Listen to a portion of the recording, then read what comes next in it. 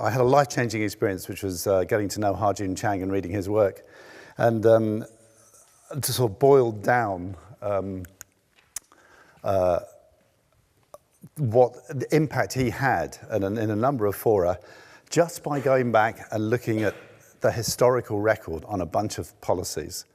And he wrote this fantastic book called Kicking Away the Ladder. And I asked him recently, which book are you most proud of? And he said it's still that one, even though his other books have sold far more since. Where he just went in and found what now developed countries had done to develop in terms of trade policy. And basically what they'd done were all the things that developing countries were being told in the early 2000s to not do by the WTO, by the World Bank. And it had an extraordinarily liberating power. I saw him perform in Geneva in front of an enormous number of developing country delegates. And it was a kind of cathartic moment when they suddenly realized that their kind of gut feeling about what they wanted to be allowed to do with trade policy was completely justified by the rise of Germany, the rise of America. The US invented industrial policy, and that this had all been kind of airbrushed out in favor of maths.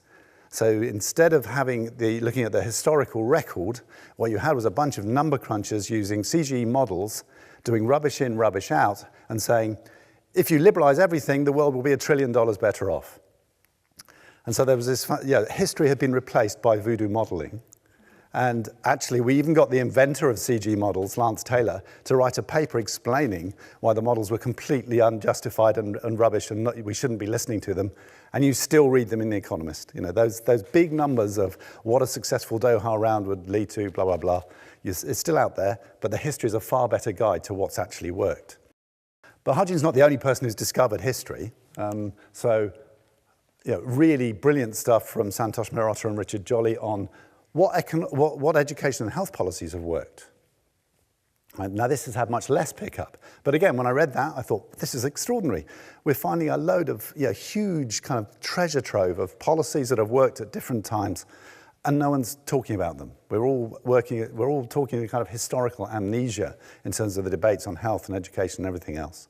And wouldn't it be great to just have a series of these on every issue we care about, where you just went and did a Ha-Joon on trade, that's done, health, education, cash transfers, tax reform, anything you're interested in, go back, find what now successful countries have done, and you might find something interesting. So could we please just have a series of books on this stuff, because I think it's hugely rich.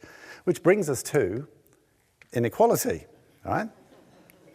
So this is the latest thing, right? So it's Piketty is, a pin-up. The book has had a huge impact.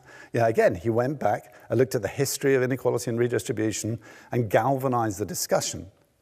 But there's something in common between Ha-Joon, Piketty, and the Mehrotra and Jolly book, which is that they don't actually talk about politics.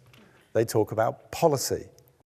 So my sort of elevator pitch for what I think we need to do is you need the kind of love child of Ha-Joon Chang and Thomas Piketty, with a whole load of politics thrown in, and you'll get something really interesting in terms of taking the inequality debate beyond just a discussion on policy.